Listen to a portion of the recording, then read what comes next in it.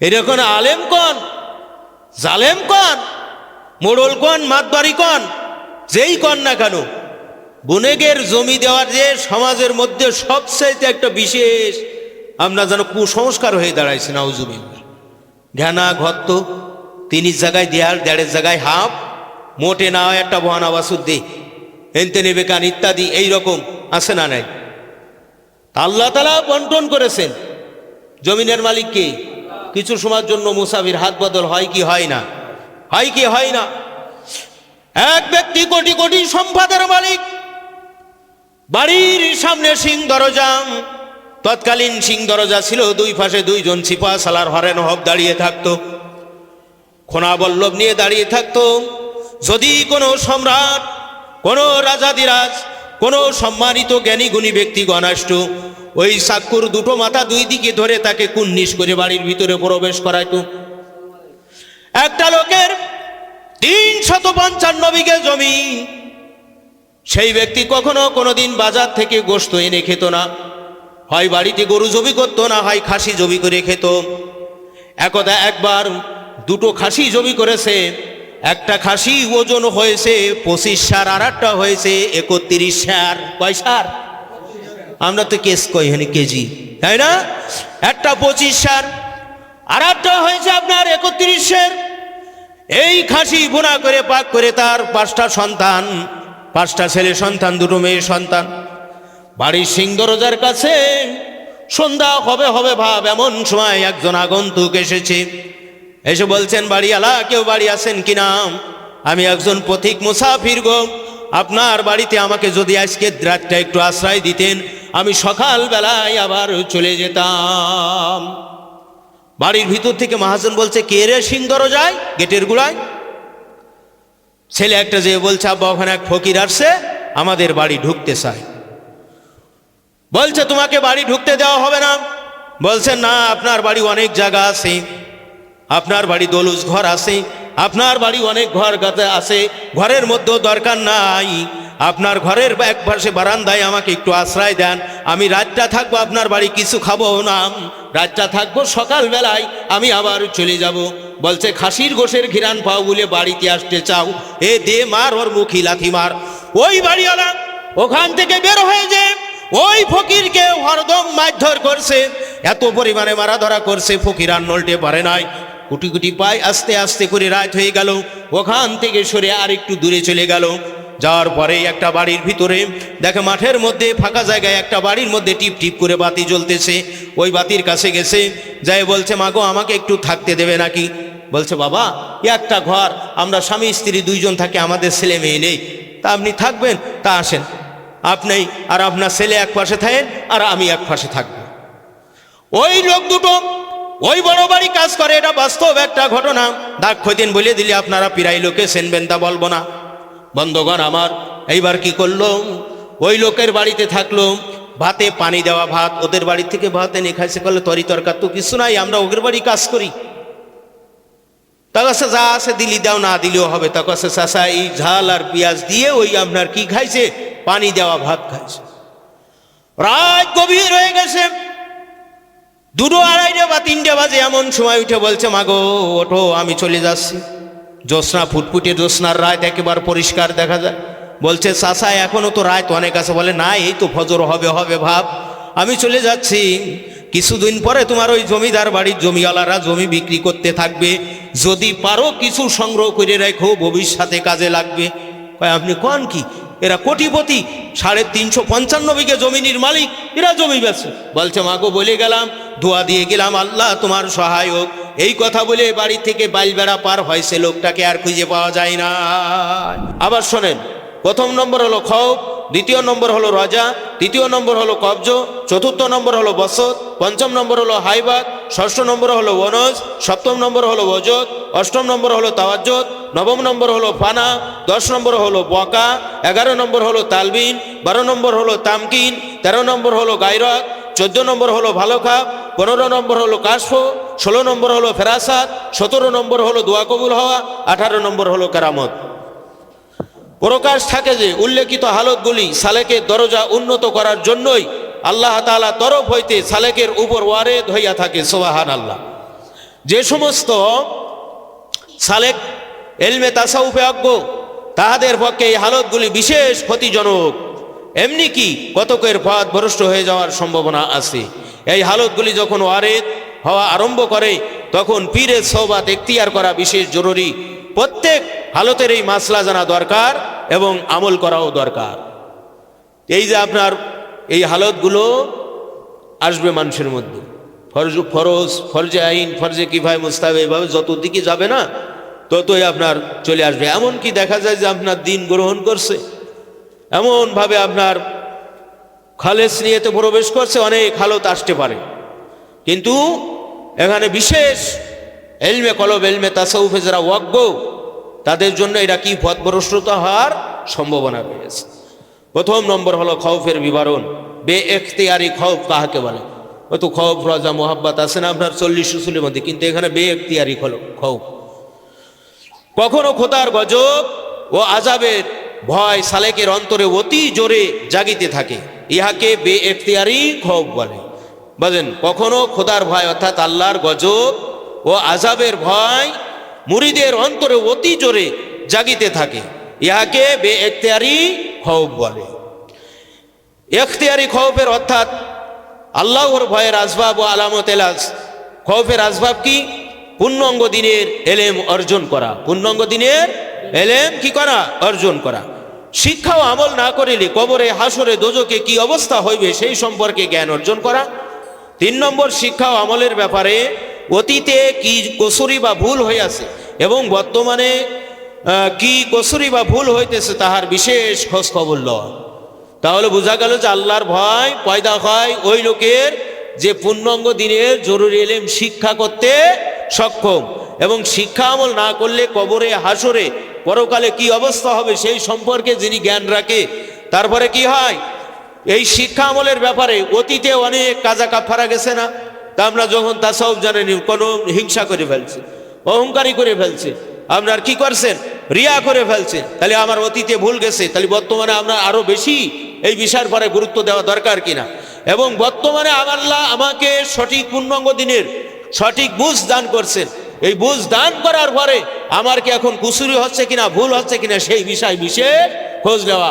এক কথার মূল কথা হলো সাবধানের মাইন্ড নেই। সাবধানের কি নেই? মাইন্ড নেই। তাহলে পূর্ণাঙ্গ দিন গ্রহণ করার আগেও যা, আবার গ্রহণ করার পরেও তা। তাহলে যা তা, কথা বুঝতে পারলেন? তাহলে যা তা যদি হয় তা আমরা 40 উসুলের একটা উসুল খৌফ কিনা, 40 উসুলের একটা উসুল খৌফ কিনা, তাই শিক্ষামূল হয়? শিক্ষামূল হয়। কিতাবে পেশ খাই কি খাই না? খাই। খৌফের আলামত কি? এই খৌফের আলামত হলো পূর্ণাঙ্গ দিনের অত্যন্ত জরুরি এলেম অর্জন করিতে সক্ষম হওয়া। পূর্ণাঙ্গ দিনের জরুরি এলেম অর্জন করিতে কি হওয়া? সক্ষম হওয়া। 1 নম্বর আলামত হলো এই। আল্লাহর হকে কয়টা? বান্দার হকে অন্তর অসৎ স্বভাব, সৎ স্বভাব। তাবলিগ কয় ভাগ? খাস, আম, হুকমি। তাবলিগে খাস, তাবলিগে আম, তাবলিগে হুকমি। তা আপনার এরকম প্রত্যেকটা জিনিস সম্পর্কে জ্ঞান অর্জন করা। কি অর্জন করা? জ্ঞান অর্জন করা। কু আনফুসাকুম ও আহলিকুম নারা, এই আয়াতের মাধ্যমে আল্লাহ কি বুঝাইতে চাইছেন? যে নিজে জাহান্নামের আগুন থেকে বাঁচো, আহাল বর্গকে বাঁচানোর জন্য সৃষ্টা সংগ্রাম ত্যাগ করো। কারণ আহাল বর্গকে না বাঁচাই আমরা যদি আরেক জায়গায় দাউদ দেয়, তাই বলবে না মিয়া তোমার বাড়ির মধ্যে তুই হয় কি হয় না? তা আপনার সামর্থ্য অনুযায়ী, কিম্মত অনুযায়ী আমরা চেষ্টা সংগ্রাম করা। 2 নম্বর হলো উহার উপর সঠিকভাবে আমল বন্দেগী করিতে সক্ষম হওয়া। তো ইবাদাত, মুআমালাত, মুহলিকাত, মুনজিয়াত 4 পর্যায় আমলে উন্নতি সাধনের জন্য চেষ্টা সংগ্রাম অব্যাহত রাখা।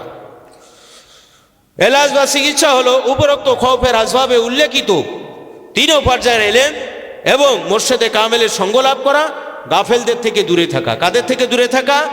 গাফেলদের থেকে দূরে থাকা এবং নাকেশদের থেকে দূরে থাকা। কি কাদের থেকে দূরে থাকা? নাকেশ থেকে দূরে থাকা। কেন নাকেশদের থেকে দূরে থাকা? তো বর্তমানে যত ফেতনা আছে সবচাইতে বড় ফেতনা হয়েছে আপনার এই নাকেশের ওয়াজ মাহফিলগুলো। কথা ঠিক না? তা আপনার এমন লোক আছেন যে এই মাসের শেষ একটা কামেল মাদ্রাসায় বা একটা দাওরা মাদ্রাসায় যাই ওই হুজুরের সাথে 3 ঘন্টা একটু গল্প করে আসি, এরম যাই কেউ কি তার সাথে আমি একটু মাসলা মাসাইল নিয়ে বলে আসি না? তা আপনার দেখা যায় যে বিভিন্ন জায়গায় ওয়াজ মাহফিল হয়, সেখানে যাই বসে। তাহলে নাকেজরা তো আবার শর্টকটে জান্নাত দেখাই দেয়, ঠিক না বেটি? তাই বলে যে এরাই তো বলতেছে ইনারাই আলেম, এত শর্টকটে জান্নাতের রাস্তা আর আমাদের রাস্তায় এত ঝামেলা, তাহলে এইটা তো আপনার নফসের বিরুদ্ধে চলে যায় কি না? এই জন্য কিতাবের মধ্যে দেখেন লিখেছেন যে বিশেষ করে গাফেলদের থেকে দূরে থাকতে হবে। গাফেলদের থেকে কি করতে হবে? দূরে থাকতে হবে।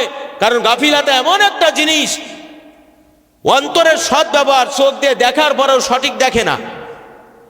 অন্তরে উপলব্ধির শক্তি আল্লাহ দান করছেন, এটা দিয়ে সঠিক উপলব্ধি করে না।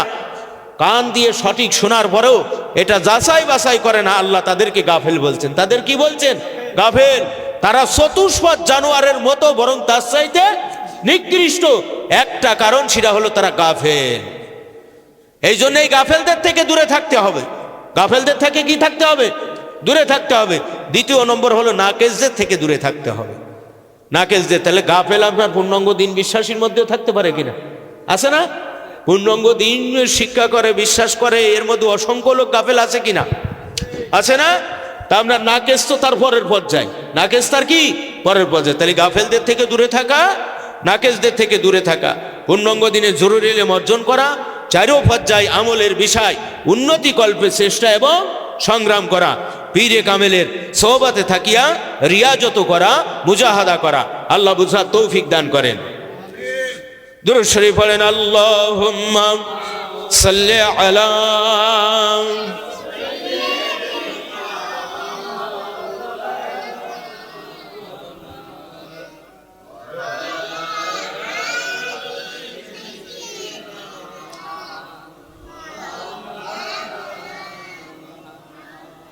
ব্যক্তির রজার বিবরণ। রজা মানে আশা করা। রজা মানে কি করা?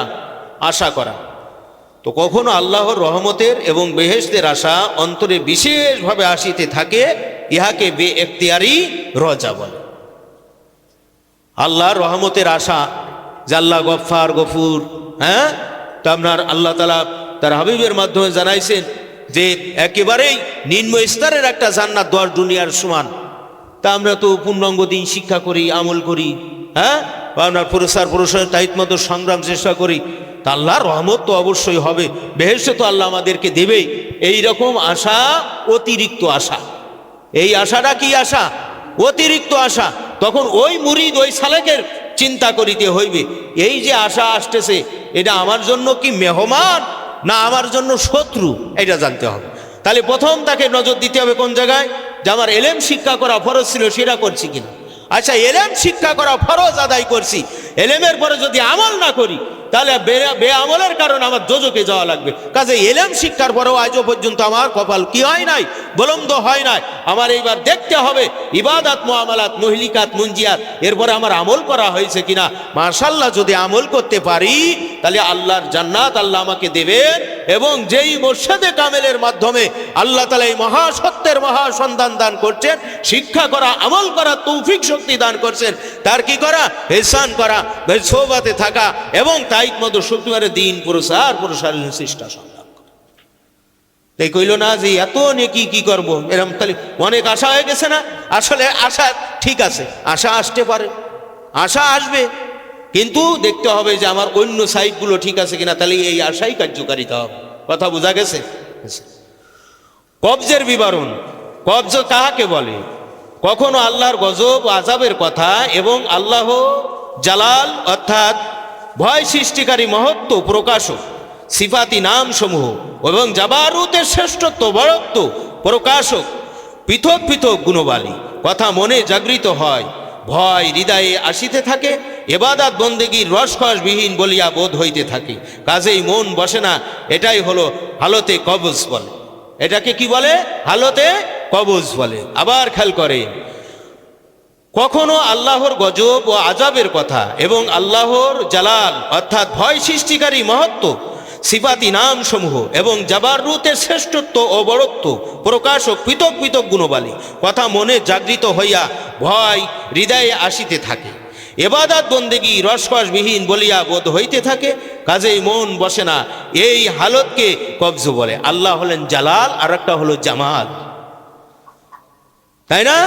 আল্লাহ যেমন লিমানিল মুলকু ইয়াউমা লিল্লাহি ওয়াহিদিল কাহ্হার, সবচেয়ে শক্ত নাম ধারণ করবে, আবার তিনি রহমান, তিনি রহিম, তিনি গফফার, তিনি কারিম। এই কথা চিন্তা করে যে আমার বন্দেগী তো এই অবস্থা, যদি আল্লাহ কহাত ধারণ করে, যদি আল্লাহ কড়া নাম ধারণ করে, আবার চিন্তা করে আল্লাহ যদি গফফার নাম ধারণ করে, তা আপনার এগুলো চিন্তা আসতে পারে কি পারে না? ফরজে আইন পার না হলে এসব চিন্তা একটু কম আসে, তারপর অনেকের আবার অন্যটা আসে। তো প্রত্যেকটা হালতে আল্লাহর প্রেরিত মেহমান, প্রত্যেকটা হালত আল্লাহর পক্ষের মেহমান, প্রত্যেকটি হালত কি আল্লাহর পক্ষের মেহমান। কাজেই প্রত্যেক হালতকে একটি শব্দ ব্যবহার আছে। এই হালতের শব্দ ব্যবহার এই যে জিকির, ওজিফা, নামাজ, বন্দেগী ইত্যাদিতে মন না লাগিলেও প্রাণপণ চেষ্টা করিয়া মন লাগাইয়া আমল করিবে এবং আল্লাহর নিকটে কাকতি মিনতি করিয়া ক্ষমা প্রার্থনা করিতে থাকিবে, নিরাশ হইবে না, আমলও ছাড়িবে না। ইবাদত বন্দেগী করে কিছুই পাচ্ছি না, আল্লাহ এত কিছু করি তাও যে আমাদের এত বিপদ হয়, এরকম অভাব কাটে না, এই একটা পোল্টের মানে তাই এরকম হালত আসে কি আসে না? অনেকের আসে না, অনেকেই তো বলে, অনেকেই কি বলে। তো এই হালতে তখন কি করবে? সালেকের অন্তরে জিকিরে মোরাকাবা, এবাদাতের দরুন যে কিবর ওজব পয়দা হইয়া থাকে তাহা দূরীভূত করার জন্য এই হালত ওয়ারেদ হয়। এই কবজ হালতের রিয়াজত খুব বেশি হয়, দরজাও খুব বাড়িয়া যায়। সালেকের অন্তরের জিকির মোরাকাবা ও ইবাদাতের দরুন যে কিবর ওজব পয়দা হইয়া থাকে তা দূরীভূত করার জন্য এই হালত ওয়ারেদ হইয়া থাকে।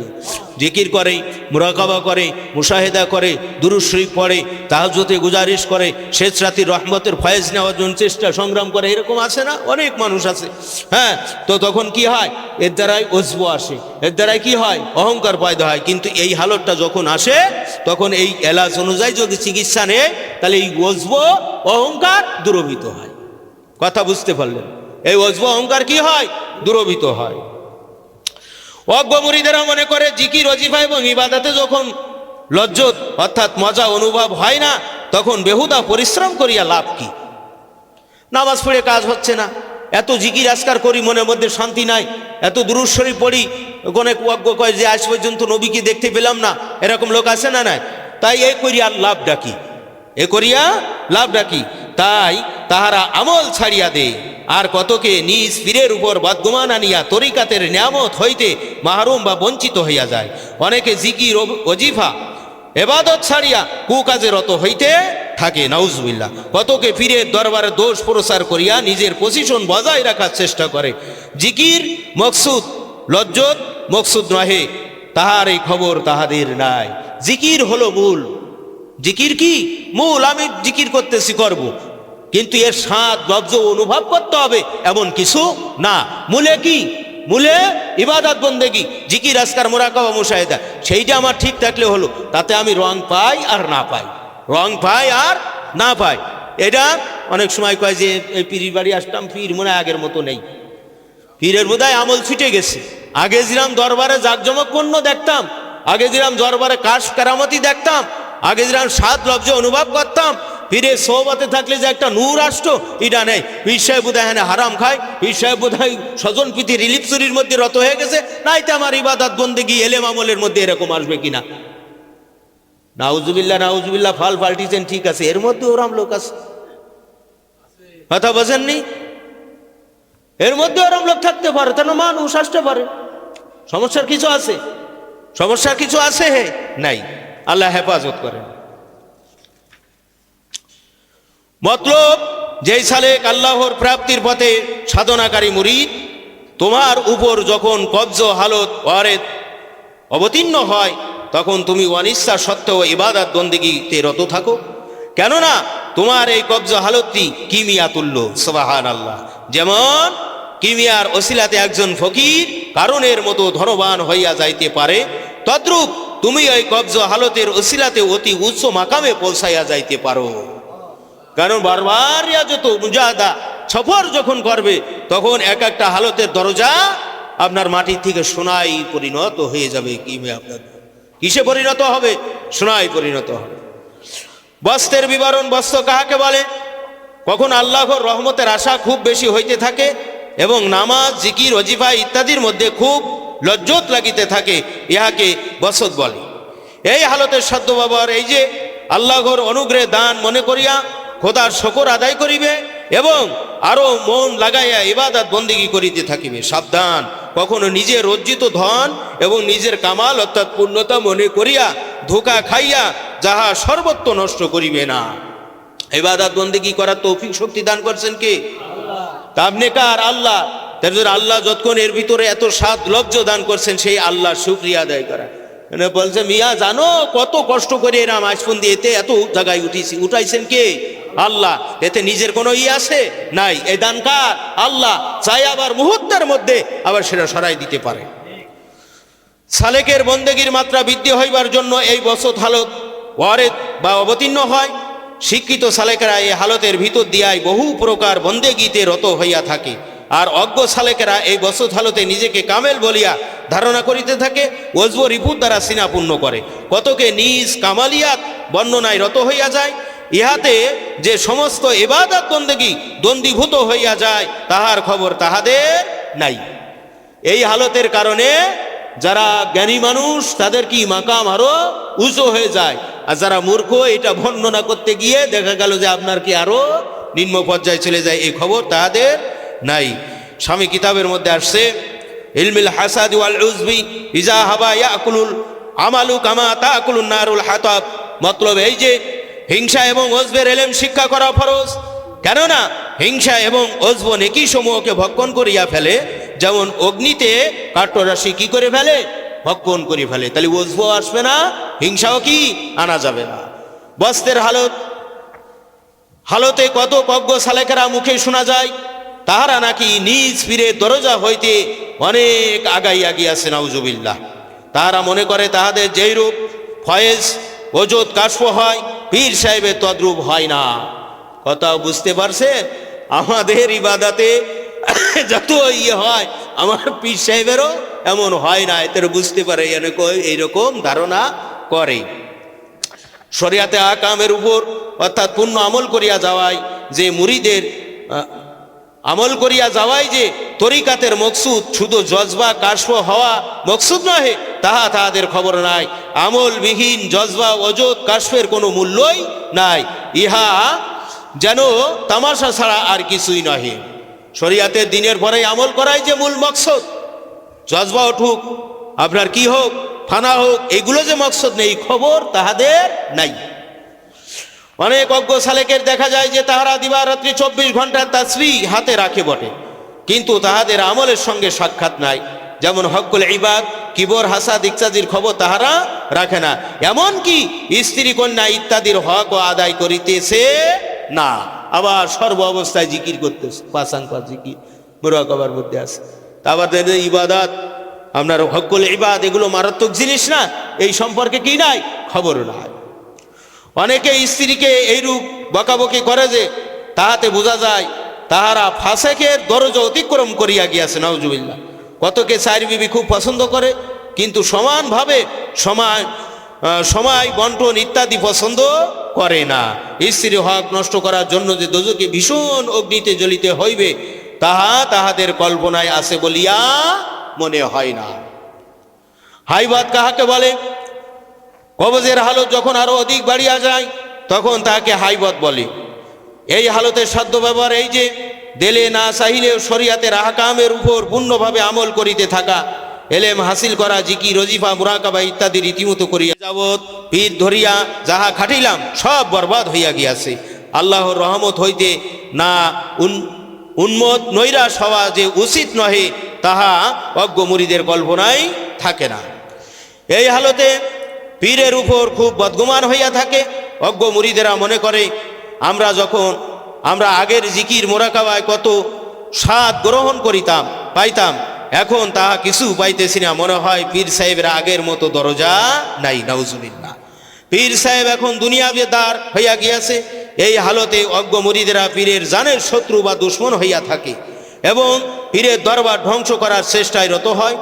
ইহাতে অজ্ঞ লোকেরা মনে করে পীর সাহেবের কাছে মুরিদেরাই যখন বিরুদ্ধ হইয়া গিয়াছে হয়তো দরবারে কিছু দোষ আছে।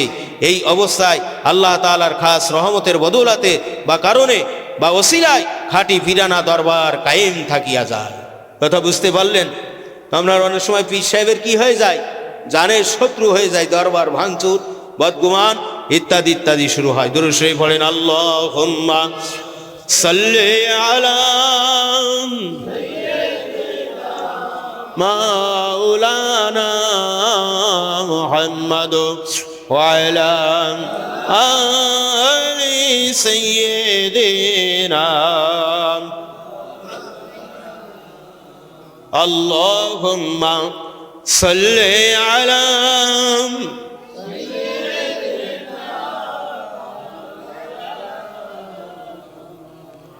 ওয়া আলা আলি সাইয়্যিদিনা।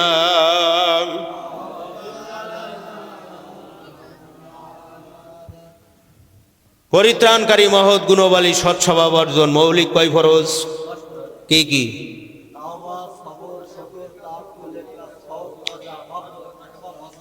তওবা, সবর, শুকর, তাওয়াক্কুল, ইখলাস, খৌফ, রাজা, মুহাব্বত, মুরাকাবা, মুহাসাবা।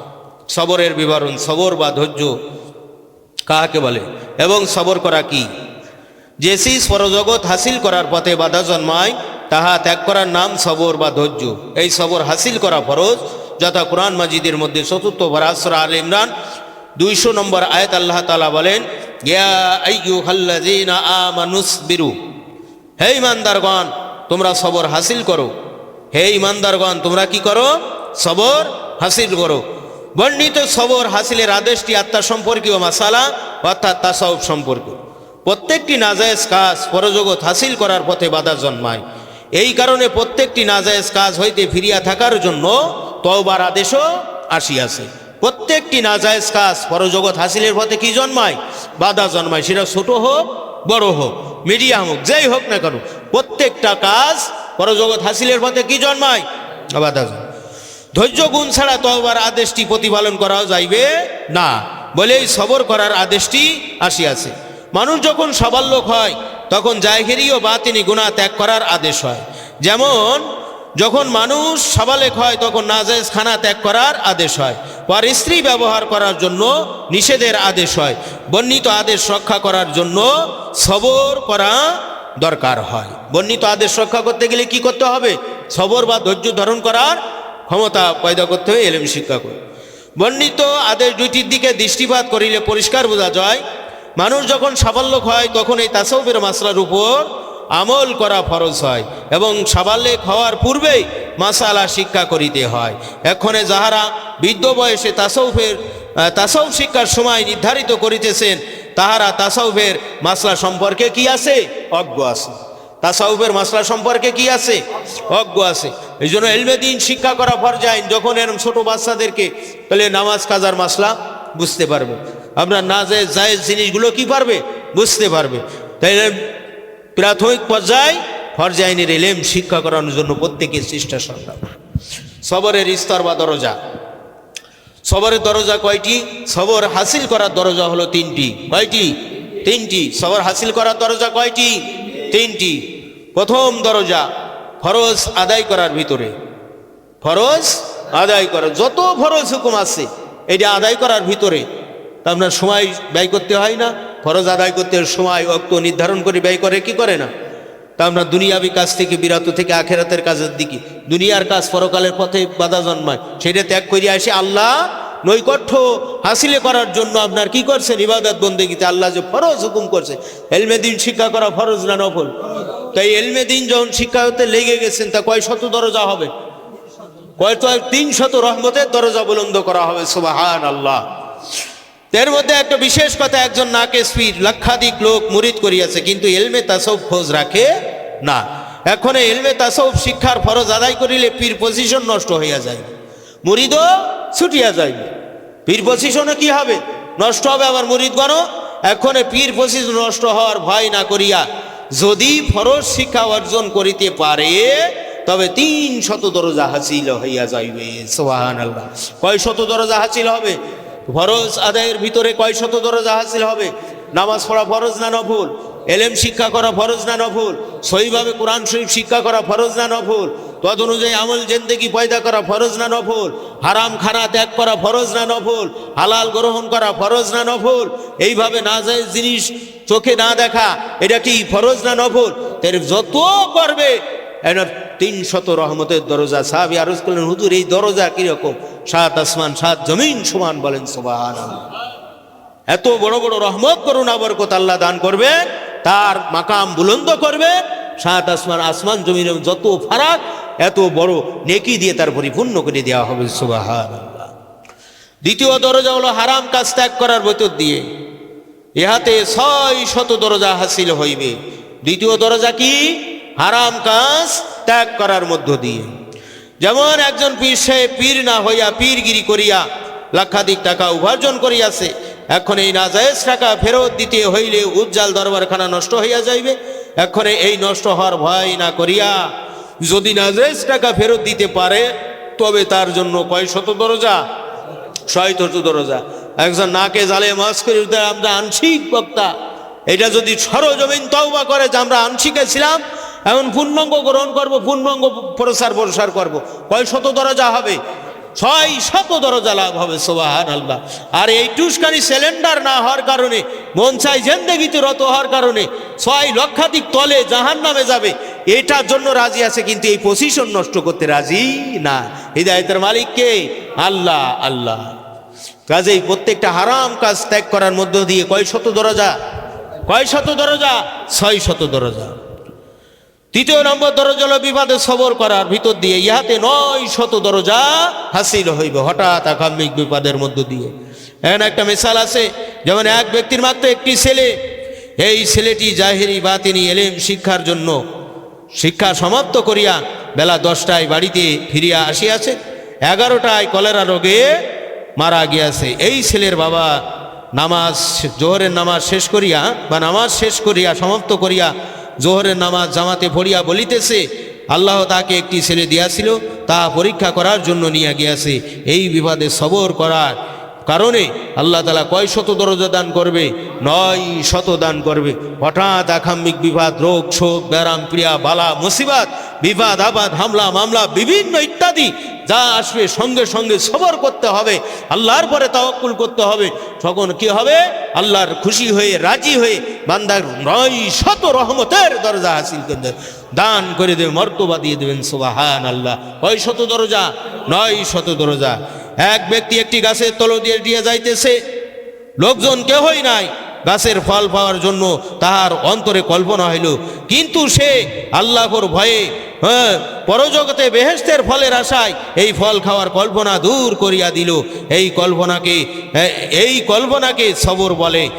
এবং যে ব্যক্তি কল্পনা দূর করিয়াছে তাকে সাবের অর্থাৎ ধৈর্যকারী বলা হয়। রাস্তা দিয়ে যায়, অনেক সময় ডাব নারকেল কদু ইত্যাদি থাকে কি থাকে না, তা আপনার মনে চাই যে নিয়ে যায়, কিন্তু তখন বান্দা চিন্তা করে এটা আমার জন্য না যায়। আমি যদি আজকে এই জিনিসটা চুরি করি, আখেরাতে চোর সাব্যস্ত হয়ে আমার কি হবে? হাসর মঞ্জুর হবে, তাইলে আমি এটা নেব না। এর চাইতে ভালো মূল্যবান, ভালো দামি ফল, ভালো সুস্বাদু ফল আল্লাহ তাআলা বেহেশতে দেবেন, এই আশা করিয়ে এই ফল কি করেছেন? ত্যাগ করেছেন। ইনি সাবের, ধৈর্য ধারণকারী, ইনি সবরকারী।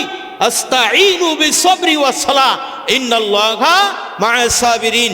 নামাজ এবং ধৈর্যের মাধ্যমে আল্লাহর কাছে সাহায্য চাও, নিশ্চয়ই আল্লাহ তাআলা ধৈর্যকারীর সাথে আছেন। সুবহানাল্লাহ। আল্লাহ কার সাথে আছে? ধৈর্যকারীর সাথে আছে, সবরকারীর সাথে আছে, তাওয়াক্কুলকারীর সাথে আছে, তওবাকারীর সাথে আছে। যারা সঠিকভাবে তওবা করে, সবর করে, তাওয়াক্কুল করে, আল্লাহ সর্বদা তার রহমত বরকত করুণা দিয়ে তাদেরকে আপনার কি করেন? বেষ্টনী দিয়ে রাখেন। সুবহানাল্লাহ। দরুদ শরীফ পড়েন, আল্লাহুম্মা সাল্লি আলা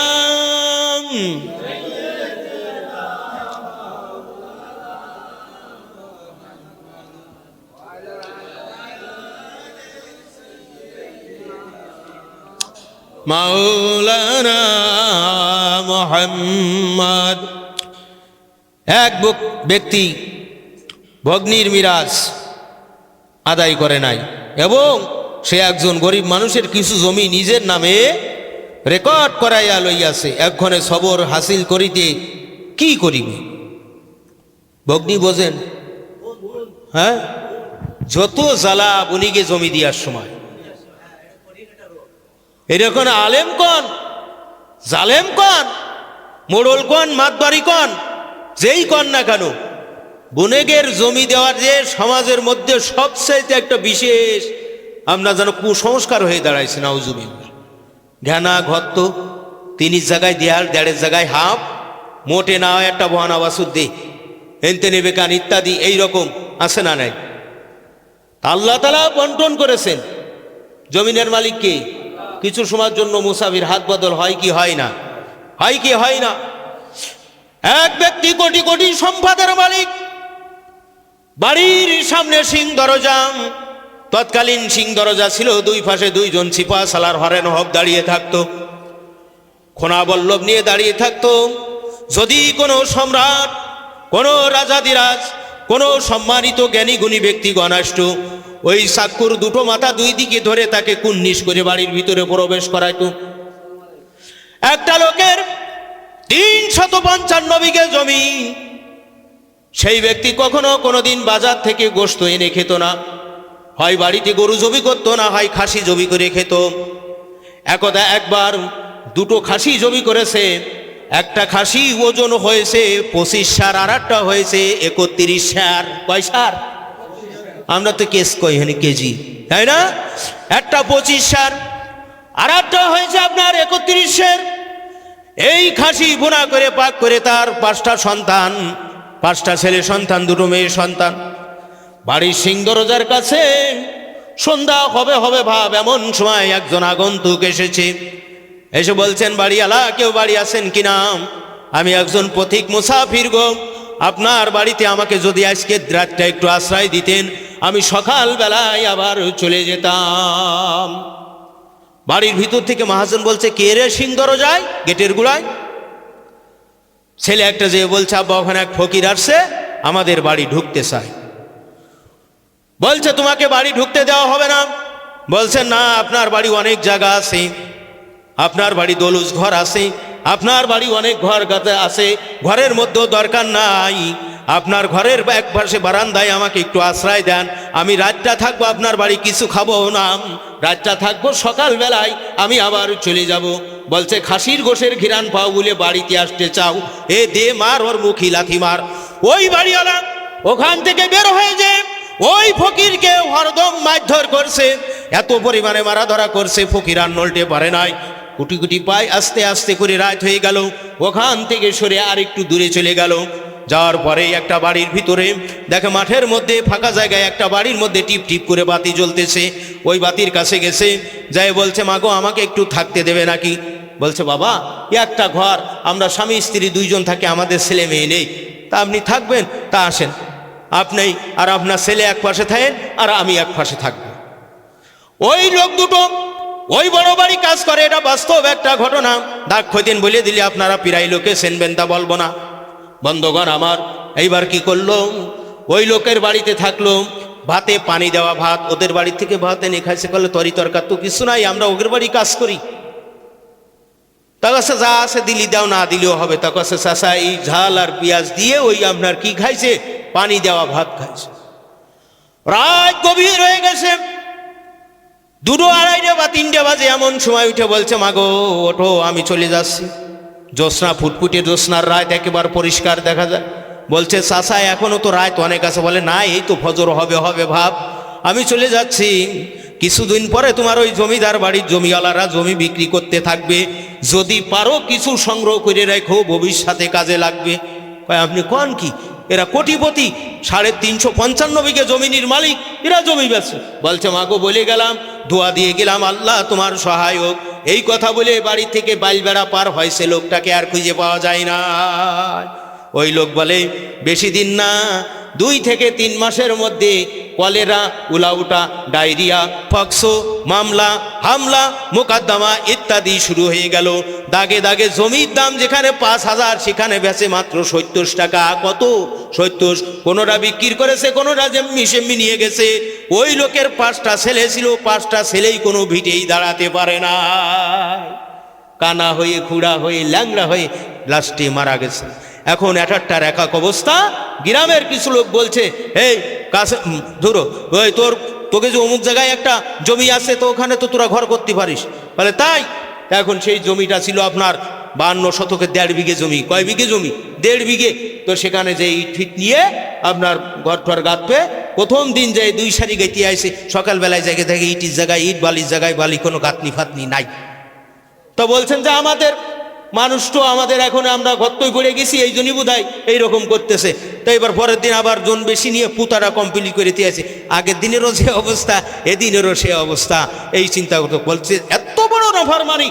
পরের দিন গাইতে সারা রাত পাহারা দেয়, ফজরের আগদা আগদা হালকা একটু ঘুমে ঝুলাইছে পাহারাদারকে, আবার দেখে ইটির জায়গায় ইট, বালির জায়গায় বালি, কিছু নাই। মেসের মৌলবের কাছে চলে গেছে ওনার পীর, মেসের মৌলবীর পীর হযরত মাওলানা আব্দুর রউফ শাহ সিদ্ধি ভাষা পীর বাড়ি, ওনার কাছে গেছে। যাই বলতে হুজুর এই ব্যাপার কাছে, এই নালায়েক, আল্লাহর গজব আর লানতে তোরা গ্রেফতার হয়েছিস, ওই জমিন তোদের চাই না, ওই জমিন তোদের চাই না। এই জন্য বুন হয়ে গেছে আপনার বড় ঝামেলা। কথা ঠিক না বেঠিক? এখন ভগ্নির মিরাজ ফাঁকি দিয়ে কি তওবা করতে দেখা যাক। ভগ্নির মিরাজ সম্পদ, তাহার মূল্য এবং গরিবের, গরিব লোকটির জমিন বা তাহার মূল্য আদায় করিয়া দিতে হইবে। বুনির মিরাজ বুনিকে দিয়ে দিতে হবে। সে স্বইচ্ছায় আপনারা দিয়ে গেল, ফিসাবিল্লাহ, কোনো সমস্যা নেই। আপনারও জিরাম রাস্তার কুল আছে, জমিরও হক আছে। বোন ও আপনার মা বাবার সমন্বয় হয়েছে, আপনারা ভাই বোন হয়েছেন, তারও সেই হক আছে।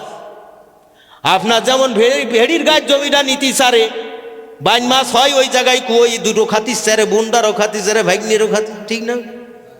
তাহলে তো এখান থেকে তারে দিতে হবে। এইটা হক আদায় করতে হবে। জমিনের, গরিবের জমিন রেকর্ড করে নেছেন, সেটা তাকে ফেরত দিতে হবে সুদে আসলে। এতদিন যে খাইছেন তার জমিটি, তার কাছে বলতে হবে। সে যদি মাফ করে তো মাফ, না করলে সাপ। মাফ করলে মাফ, না করলে কি সাপ। ফোঁস করেছে নজরুবাব। সমস্যা আছে না নাই? আছে। এখন এইগুলো যদি ফিরিয়ে দিতে পারে, তাহলে সেই ব্যক্তি সবরকারী হয়েছে। এখন কইলে হুজুর এই তো হক নষ্ট হচ্ছে, বলে যা 5 আঙ্কোয়া জিকির কর, তওবা কর, ইস্তেগফার কর। পোল্টি যখন আদম নবী তোর সামনে আসবে, বুঝবি যে গুনাহ মাফ হয়ে গেছে। এটা ধোঁকা বা গুরু, এটা কি ধোঁকা। কারোর হক নষ্ট করবেন? হ্যাঁ, হক নষ্ট করবেন। সব খবরদার, খবরদার, হুঁশিয়ার, সাবধান, খবরদার করা যাবে না। শকর ছাড়া সবর হাসিল হইতে পারে না বলিয়া শকরের আদেশও আসিয়াছে। তাহলে সবর হাসিলের দরজা কয়টা? 3টা। ফরজ আদায়ের মধ্য দিয়ে, ফরজ আদায়ের মধ্য দিয়ে, আদেশের মধ্য দিয়ে, আরাম কাজ ত্যাগ করার মধ্য দিয়ে, আর আকাম্মিক হঠাৎ বিপদের মধ্য দিয়ে। এই 3 দরজায় কি হাসিল হয়? সবর হাসিল হয়। ধৈর্য ধারণ করার তৌফিক শক্তি আল্লাহ দান করে, এলেমে আমলে বরকত দান করে। এই জন্য প্রত্যেকে কি করতে হবে? যখন মানুষ দান করে, তখন শয়তান তাকে কি করে? তালিম দেয় যে তুই তো গরিব হয়ে যাবি, তো পকেটের পয়সা কমিয়া যাবে রে, বলে কি বলে না? তা শয়তান তোমাদের গরিব হওয়া, ফকির হওয়ার ভয় দেখাবে। কিন্তু সেটা তোমরা কি করবে না? গুরুক্ষেপ করবে না। মান্না, আজা, রিয়া। তোমরা যখন দান করবে, সাদকা করবে, এই 3টা জিনিস যাতে না আসে। মান্নাও আসবে না, আজাও আসবে না, রিয়াও আসবে না। কার জন্য দান করবে? আল্লাহর জন্য দান করবে। কার জন্য দান করবে? আল্লাহর সন্তুষ্টি, রাজি খুশি করার জন্য দান করবে। এহকালে কল্যাণ হবে, পরকালে মহামুক্তি, আল্লাহর দিদার হাসিল হবে। কথা ঠিক না বেঠিক? সম্মানিত হাজিরিনি মজলিস, এই জন্য প্রত্যেকে কিতাবি ধারায় সবর হাসিল করার তৌফিক শক্তি জানে। অনেক তাসাউফের মুস্তাহাব তো রোজার এলেমও জানে, কিন্তু এমন কথা বলে ফেলে যেন ইমান বাড়ি খায়। আপনার বিপদে আপদের সংকটে পড়ার কারণে এমন কথা বলে ফেলে যাতে কি হয়? সরাসরি ইমানই নষ্ট হয়ে যায়। ইমান মূল রাজ্য না? রাজ্যই যদি না থাকে, তার মানবের রাজধানী কি? কল। এই রাজধানী যদি না থাকে, তো দেহর কি আছে? উন্নয়ন। এই জন্য হুজুর বলছেন ওইটা ঠিক করো। মহিলিকাত বর্জন, মুঞ্জিয়াত অর্জন। আল্লাহ সবাইকে শিক্ষা আমল করার তৌফিক দান করেন।